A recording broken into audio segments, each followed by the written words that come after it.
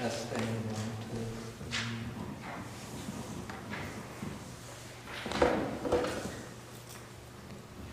3. Testing, 1, 2, 3.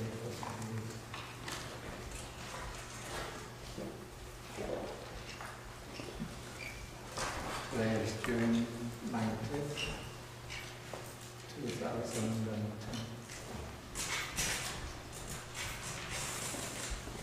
Okay, we begin with salutation to the Buddha.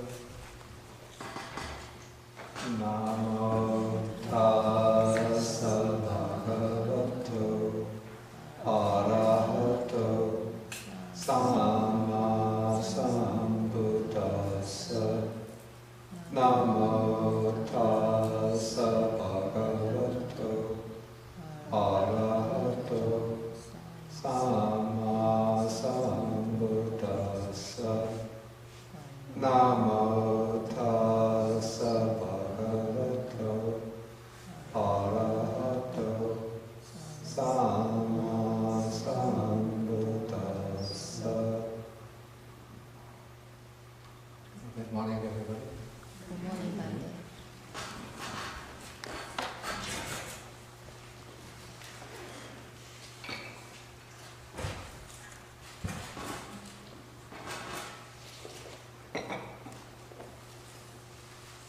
Okay, so today we will be taking Sutta number 28 in the Majjhima Nikaya. This is called the Maha-hatthipadopama Sutta, or in English it's the Greater Discourse on the Simile of the Elephant's Footprint. Okay, and this sutta is spoken not by the Buddha himself, but by the Buddha's chief disciple,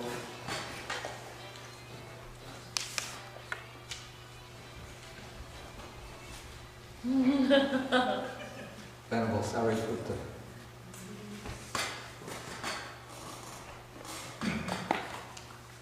Okay, it's page 278. Okay, so Sutta begins when Venerable Sariputta calls the attention of the monks. And then he says to them, just as the footprint of any living being, of any living being that walks, can be placed within an elephant's footprint, and so the elephant's footprint is declared the chief among them because of its great size, so all wholesome states can be included in the Four Noble Truths. Actually, the Pali text that uses the expression here, kusala dhamma,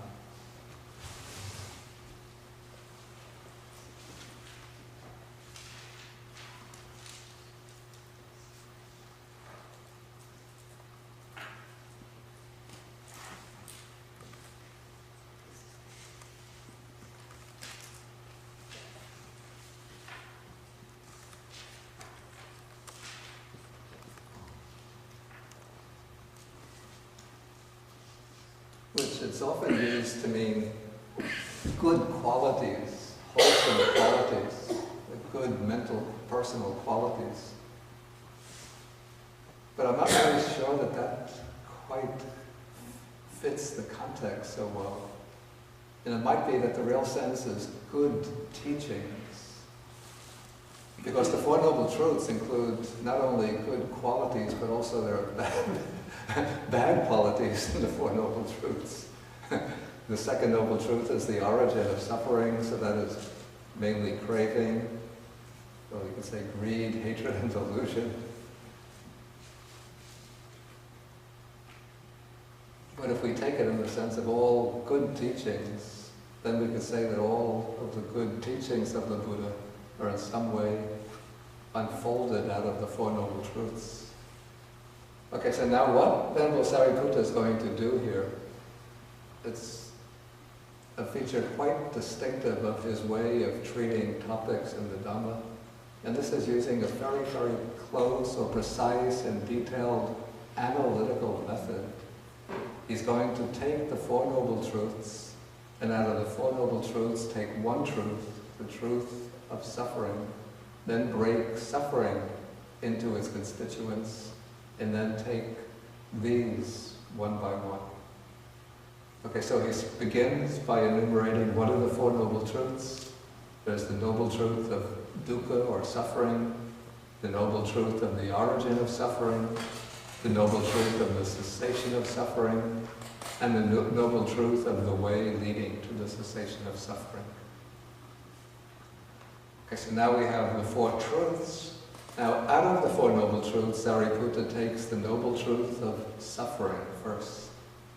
So he says, what is the Noble Truth of suffering?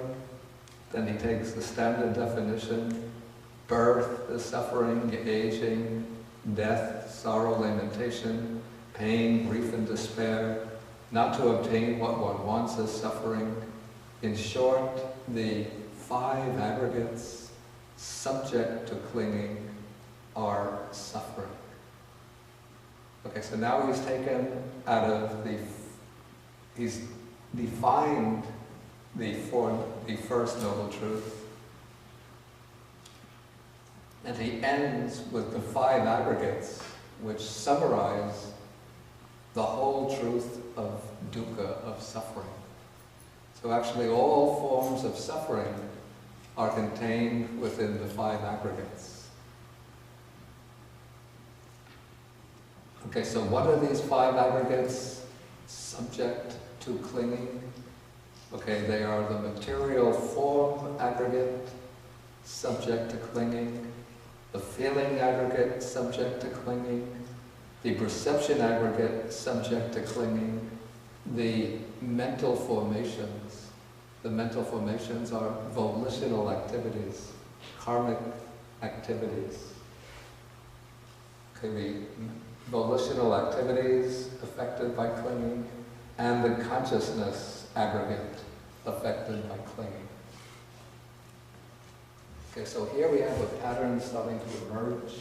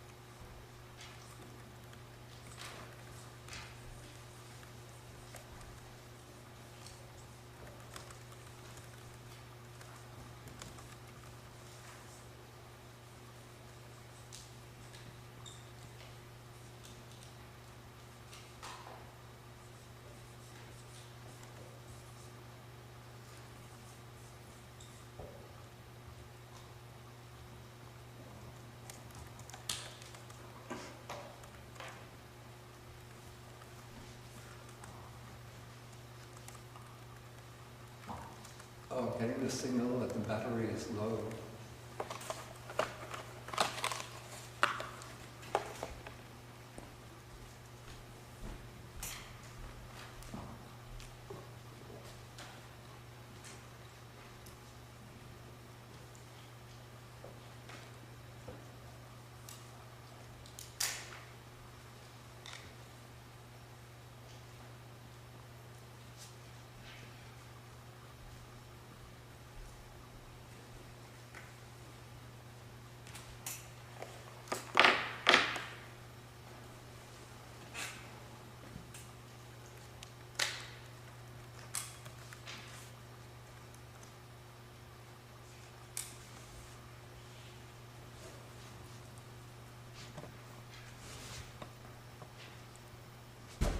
Okay, so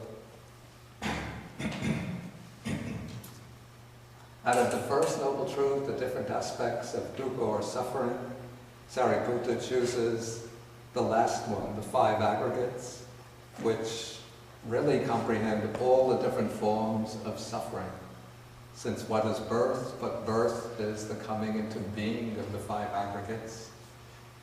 Aging is the aging, deterioration, decay of the 5 aggregates. Death is the breaking up or dissolution of the 5 aggregates.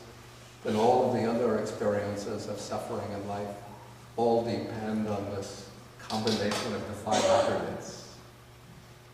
Okay, so then Sariputta raises the question, what are the 5 aggregates affected by clinging? Then he enumerates the 5 aggregates individually. And now, out of the 5 aggregates, he's going to choose the aggregate of material form. So he raises the question, what is the aggregate of material form affected by clinging?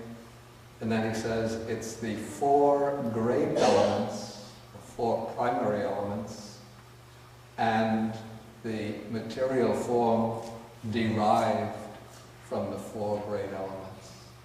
So we have 2 aspects to the aggregate of material form.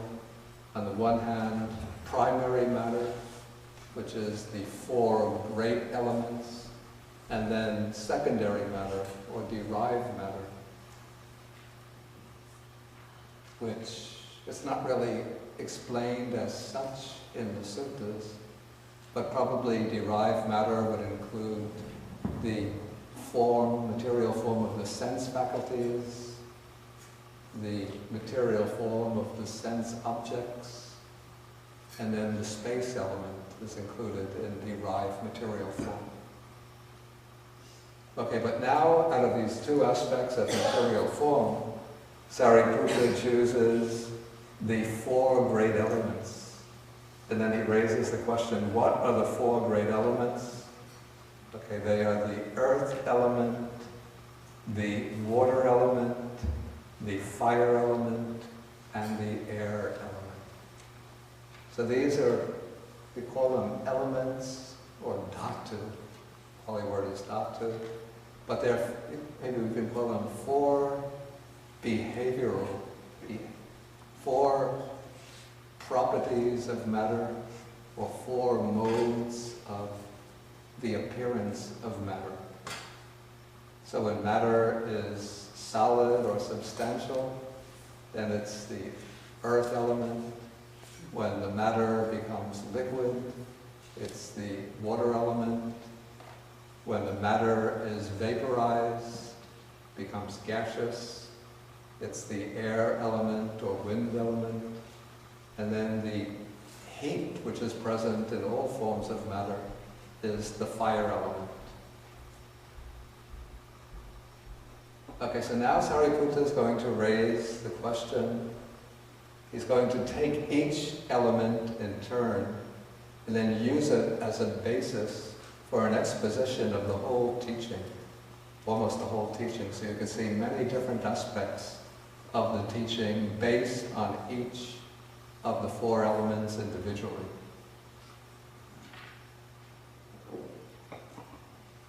So he raises the question, what, friends, is the earth element?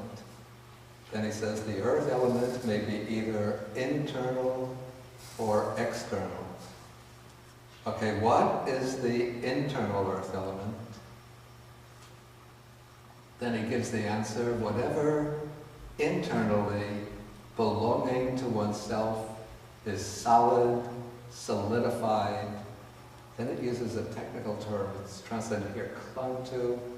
But I think what's being indicated by this term is organic, what we would call organic matter.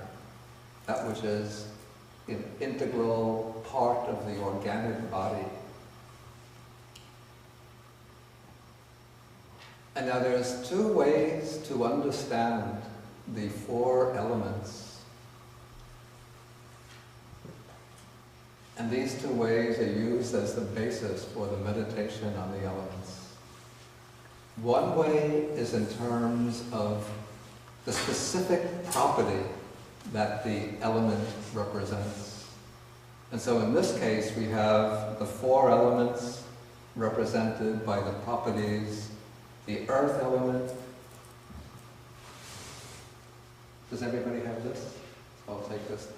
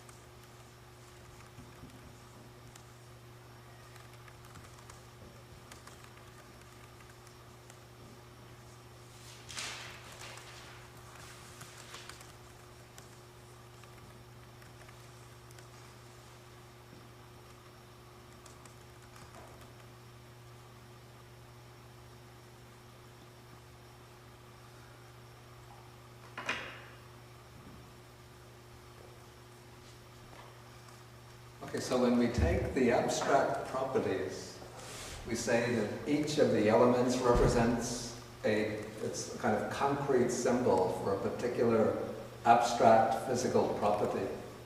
And so what we call the earth element, it's not the ground or the soil, but it's the property of solidity. That property by virtue of which matter occupies space and provides resistance to depression.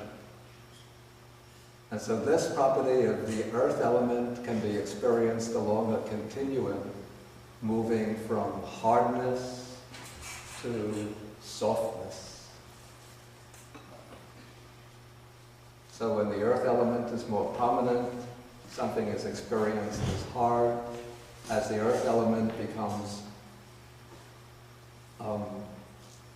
as the proportion of the earth element decreases, the object is experienced as soft.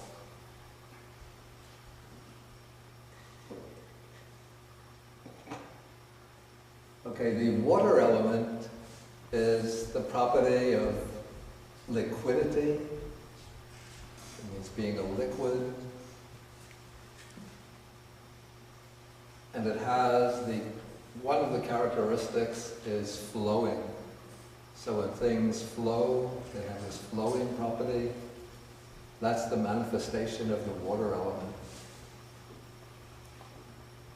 But it's said that the water element also has the property of cohesion. That means it's the property because of which the particles of matter stick together and don't simply scatter. My supposition is that the formulators of this sort of theory of matter observed that when people were making, the kind of Indian bread they call a chapati? It's like pancakes.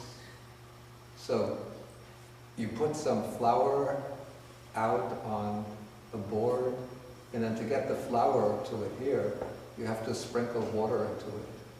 And then you mold it, and then it forms a lump of dough. And then one rolls the dough to make a flat cake, and then puts it on the fire, and that becomes a chapati. Okay, so what makes the particles of dough stick together is the addition of the water. And so on the basis of this, the formulators of this view of matter assume that the liquid element, or water, has the property of making things stick together, the property of cohesion.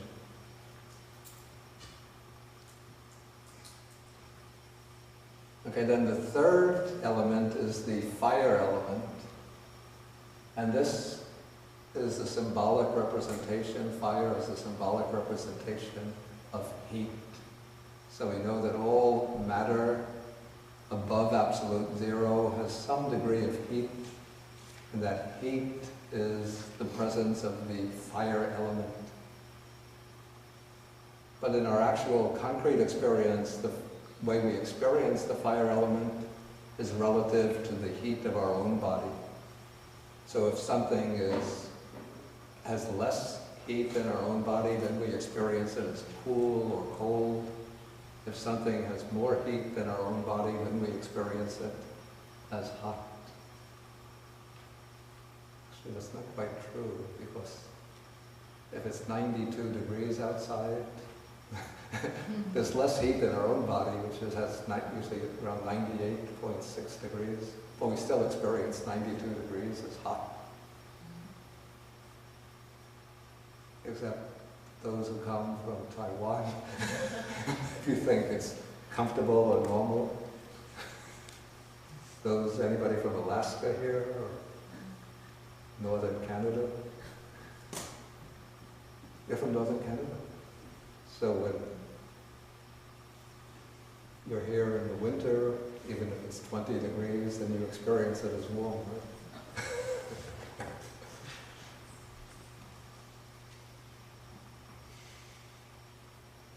Okay, so anyway, the way we experience the presence of the heat element is along a continuum going from hot to cold. And then what is called the air element represents the property of movement or motion, or sometimes it's called distension. Distension is the property that makes things stiff and hard, because probably they observed that if you take something like a balloon and then you blow into it and fill it with air, it expands, and then it becomes stiff and hard. They would have noticed this with the bellows that they use for fanning a fire. When it fills with air, it becomes hard and stiff. And so they came to define the air element as either motion or distension. And then we experience the air element most concretely in expansion and contraction. For example, when we're breathing in, the lungs expand. When we breathe out, the lungs contract. And if one pays very careful attention to the body, as one breathes in, one can feel the expansion spreading through the whole body. When one breathes out, one can feel the contraction throughout the whole body. Okay, so according to the Buddhist teachings, all four elements are actually always present together. They're mutual conditions for one another. So whenever we have any kind of matter, all four elements are present. If I have something which is hard or solid, like this cover of the cup, Okay, here, what is the prominent element? The earth element is prominent because it's hard and solid. But what enables the particles to stick together? It's the water element. And to my touch, it's a bit cool. So that's the heat element, but the heat element is relatively low, the presence of the heat element. And then even though we can't see it with our eyes, but there's constant motion taking place within the particles of this cap. That would be the air or wind element.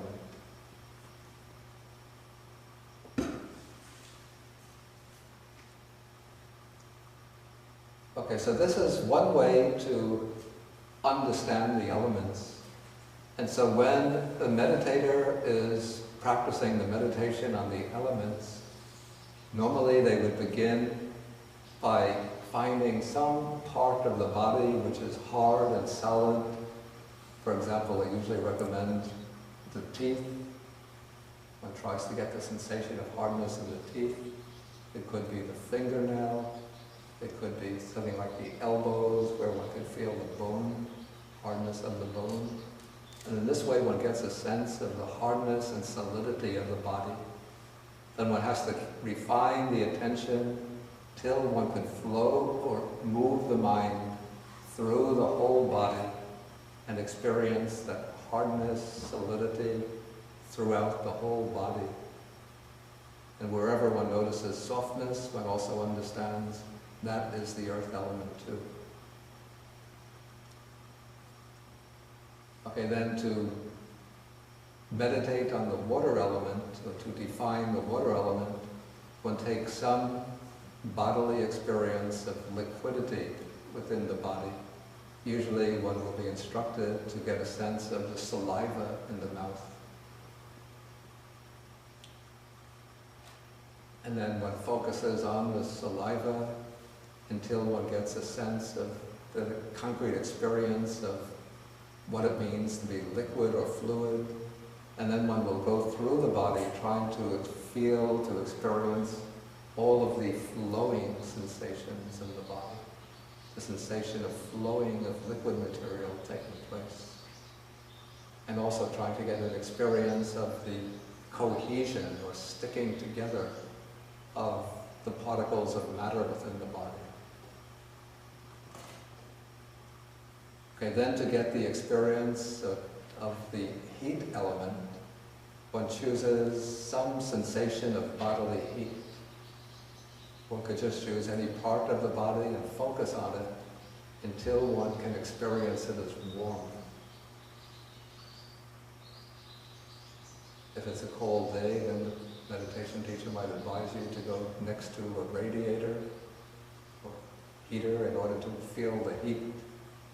And then one goes scanning the body to experience at very subtle levels the heat throughout the body. And then to get this the experience of the air element, one will focus on the expansion and contraction, could be of the lungs or the abdomen as one breathes in and out.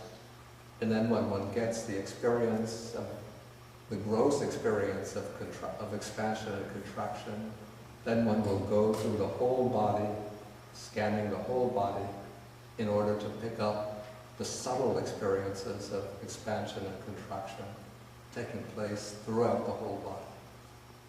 And so in this way one gets the experience of the four elements in terms of their abstract property, but one could actually experience it concretely. One can experience them concretely throughout the whole body. Okay, so that is a kind of subtle approach to understanding the four elements. But a more elaborate approach is to choose those particular organs or tissues of the body which manifest or display one or another of the elements more prominently. And this is the approach that Sariputta will take here. So first he defines or states the abstract property of the earth element. whatever internally belonging to oneself is solid, solidified, and organic. Then he takes parts of the body which display the earth element more prominently, more distinctively. I think there are 20 parts he mentions.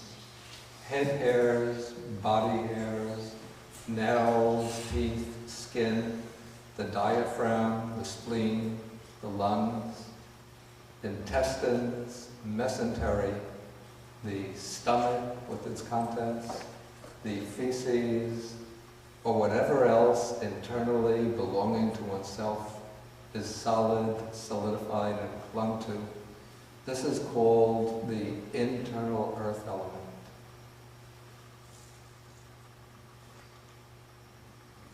Okay, so when it says whatever else internally belonging to oneself is solid and solidified, this can include the earth element that's included throughout the whole body, even in those parts of the body taken to represent the water element.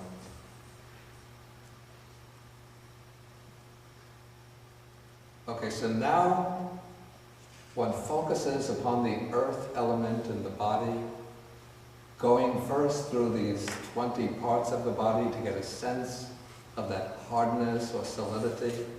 And then when one is able to pick up the hardness or solidity, one can just focus on the presence of the earth element throughout the whole body. And so now one is separating the body from the environment and focusing upon the internal or bodily earth element.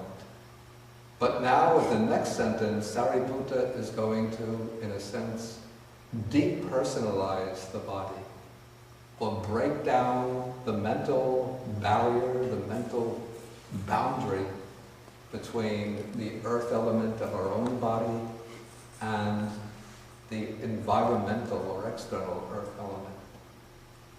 So he says, now both the internal earth element and the external earth element are simply earth element.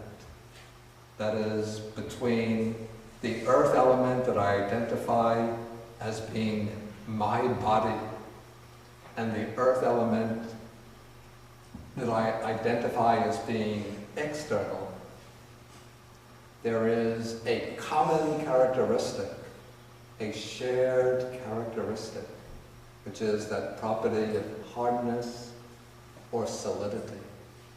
So when I focus on how both the earth element of my body and the external earth element of soil, wood, metal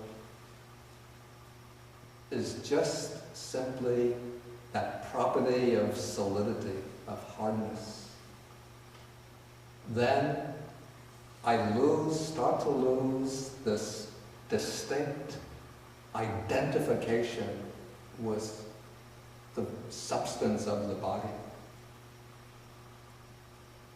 In fact, if we reflect, we can see that there's a constant exchange going on between our body and the environment. And so now I think this body is mine, and somebody puts a plate of food in front of me, and I think the food is outside of me, right? So if it's solid food, rice and so on, then I think external, if I'm reflective, I think external earth element. But I eat the food, it comes into the stomach, it gets digested, metabolized, the nutrients of the plate of food get taken out from the mass of food and become assimilated to my own body, used to construct new cells in my body. And so the solid earth element of the food becomes me.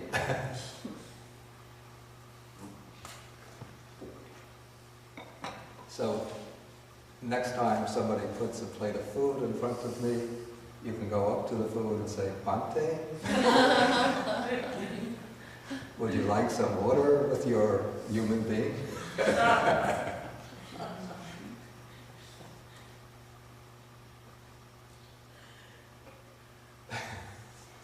Okay, then the food gets digested, but not all of it gets digested.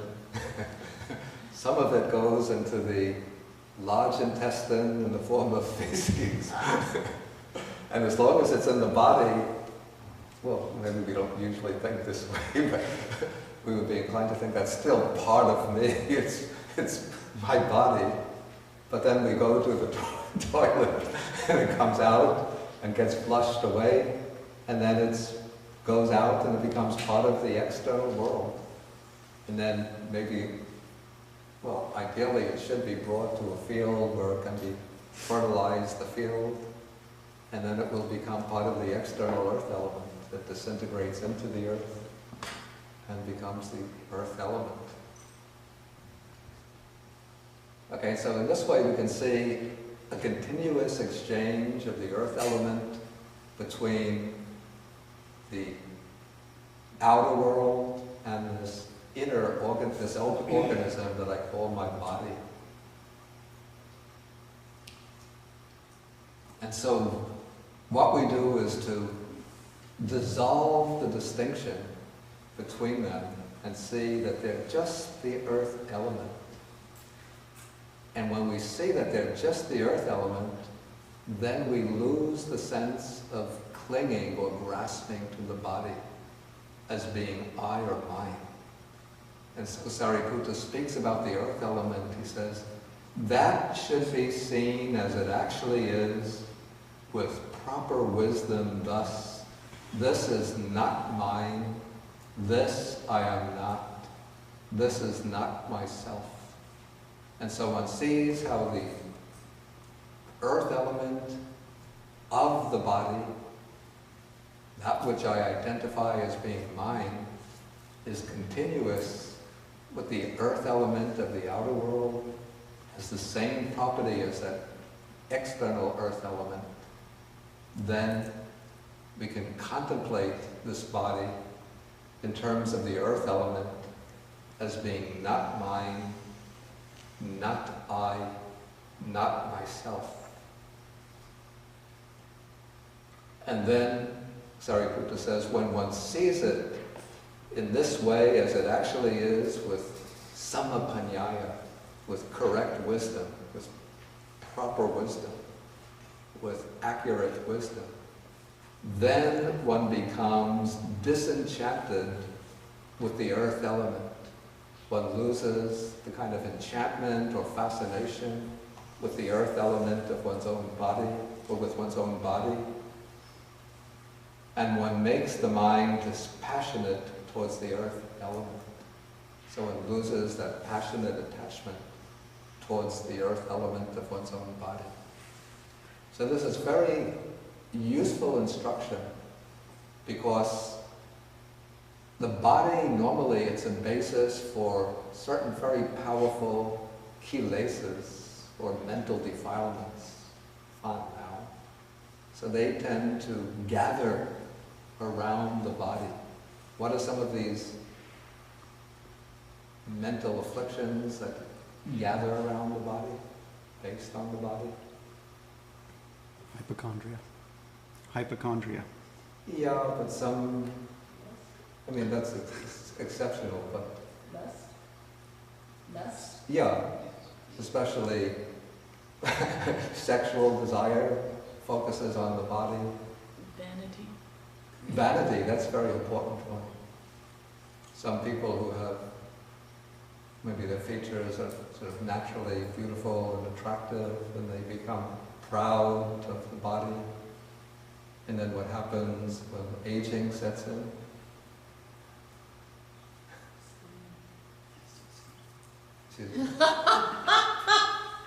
Oh, I'm so sorry. You have an experience? She said something funny, I think you should share. Oh, I said plastic surgery. She said, what happens when aging sets in? She said plastic surgery. Well, in a way, the plastic surgery is rooted in the vanity. Yeah. Or something else besides vanity. What else? Longing for life, Greed, continuance. delusion. It could be, but I'm thinking of something a little more specific.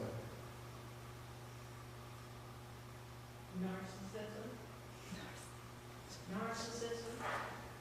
Yeah, well, narcissism, maybe it's almost synonymous with vanity, but something else that goes along with it. You mean a tama, a craving, trying to hold on to? The tana is there, yeah, but there's another. Tana is probably there all the time. But what is it that makes a person want to undergo plastic surgery? To maintain the image of self. Maintaining the image of Yeah, oneself, to but there's this deny it. one specific word that I'm looking for. Anxiety? Yeah, that's actually, I had a different word in mind, What? but anxiety, Anxiety, fear. fear, that was the word that I had in mind. Since as the body starts to age, then one becomes anxious or afraid. Oh, I'm losing my beauty, I'm getting closer to being an old, decrepit man or woman. I'll no longer be thought of as attractive by others. I'll lose my popularity. So I have to preserve this image of myself. So in order to dispel or keep that fear at a distance, one has to go through the plastic surgery.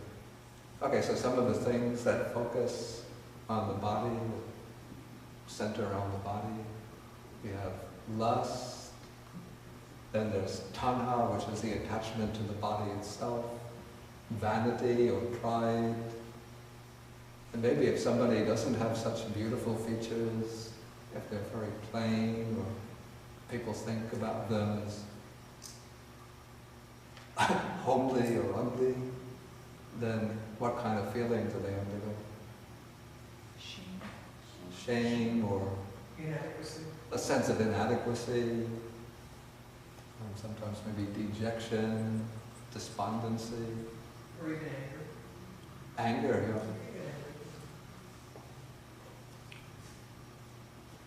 and then there's fear or anxiety.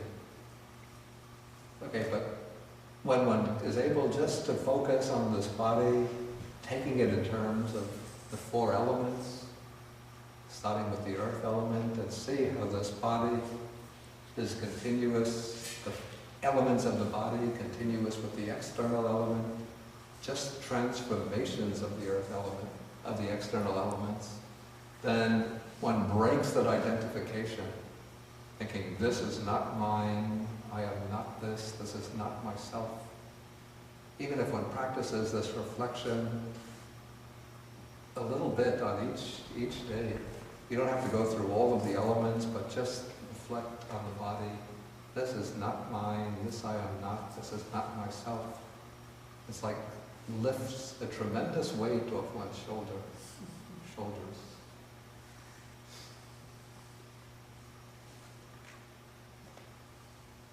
And one feels very much, then one comes to feel very much at ease with oneself. Because the body, for so many people, especially in modern America, where we have the idealized image of the perfect man, who's muscle-bound, youthful, the rib muscle showing, strong legs, handsome like a movie star, and then the woman has to be the hourglass figure, and beautiful flowing hair, and lovely facial features, looking like a supermodel or a movie star. And then the girls, especially maybe like high school girls, college girls, if they don't measure up to that image, then they feel so miserable about themselves that they get into states of sometimes depression. What are the kinds of states they go into? Yeah. What? She said anorexia, like self-mortification. Yeah. So that they don't want to eat in order to Right. make themselves They get very starve. thin. Yeah. And bulimania? Is that what? Bulimia. Bulimia. forcing oneself to throw up so that one will get thinner, is that? Yes. So you could splurge on Big Macs. Yeah, a lot of picnics.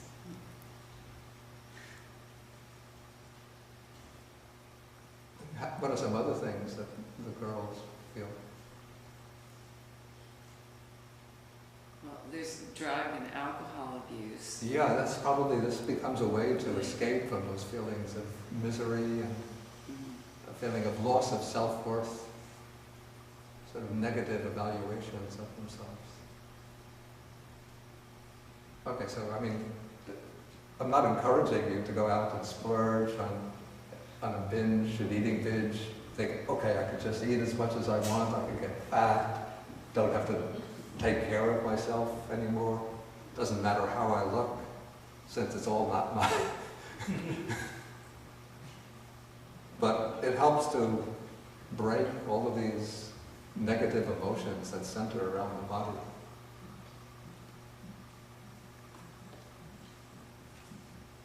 Okay, now in the next paragraph, Sariputta is going to approach the contemplation of the earth element in the body from a different angle.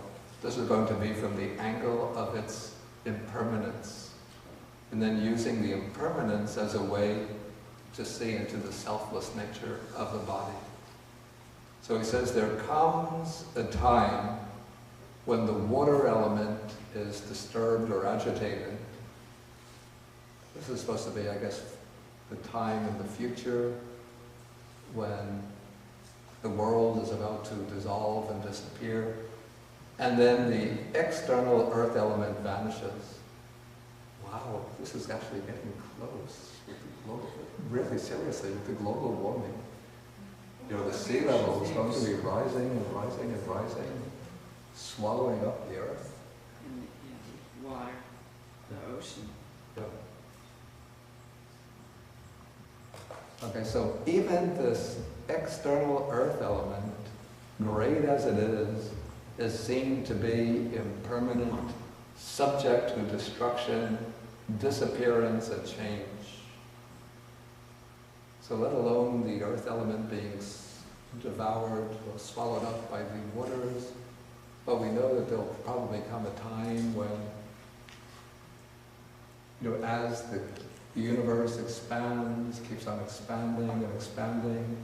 Actually, there'll come a time in the future when the sun explodes. It will collapse in upon itself and then explode. And then that heat of the sun will just completely burn up this earth, this earth, the whole planet Earth. You know, it might be millions of years in the future, but eventually it will happen. And so we know this definitely as a scientific fact. And so we consider how this earth element will eventually disappear, all of human life and civilization on the earth will disappear. And so when that is the case, what of this body, which is clung to by craving and lasts but a little while? So this body,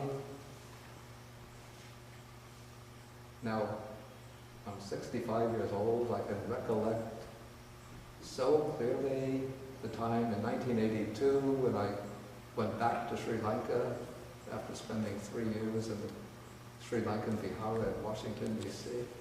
That is now, what is it, 28 years? Okay, so now 28 plus 65, 93. Will I be here? It just seems to me that that day when I went back to Sri Lanka, it seems almost like three days ago. I can remember it so clearly.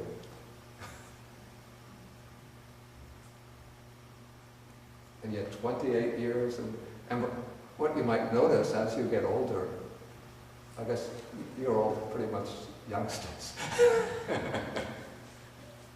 No? So maybe you have this experience. Doesn't it seem that each year goes by more quickly? Everybody agrees. Yeah. Anybody has the opposite experience, that the year seems to go more slowly, to be more drawn out as we get older. No, it's total opposite. It goes much more quickly. It goes much more quickly. Yeah. Wait till you're 80. part of the reason for that is that each year is a smaller percentage Yeah, of I your know, life. I So. know. So when you're 2 years old, like 1 year is 1/2 of your life.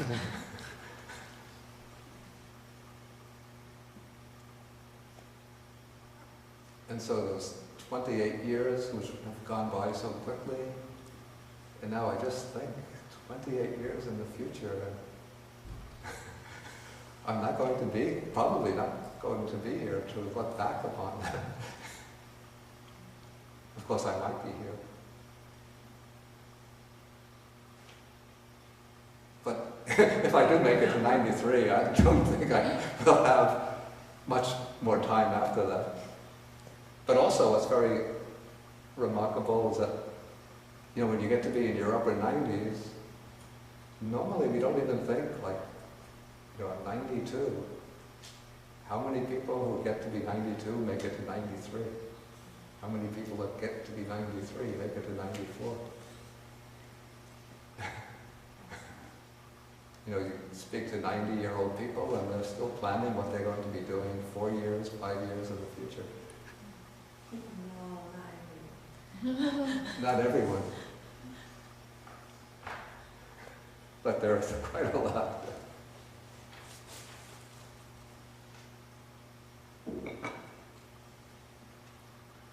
Okay, so one reflects on this body, and then one sees how this body is just transient. And then when one sees how the body is so transient, then one can understand that there's no validity in considering this body to be I, or mine, or I am. Okay, so this is getting the sense of the body as being not I, not mine. So I'm just breaking the